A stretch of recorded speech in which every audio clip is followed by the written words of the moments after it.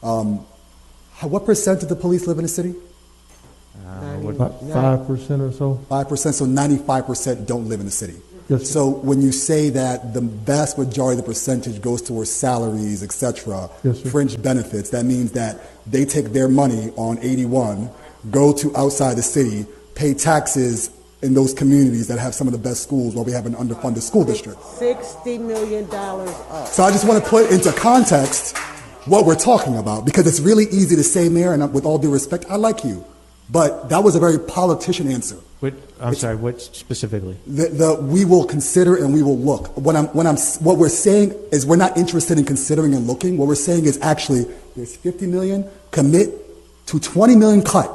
Right. Because we're sending money as the mayor of Syracuse. When you don't have a tax base, you're sending money out of Syracuse, and not just for 30 years, for the rest of their life.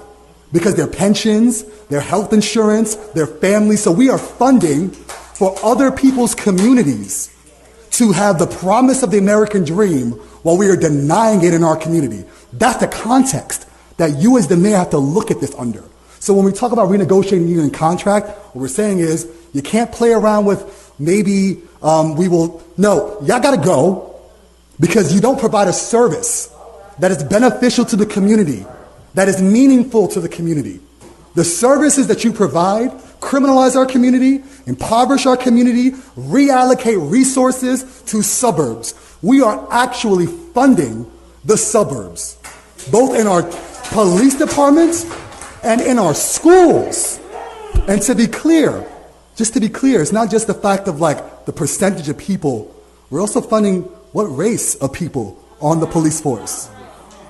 The percentage of race of teachers as well, superintendent, board president. So we want to put in context because it's not just a class issue, it's a race issue.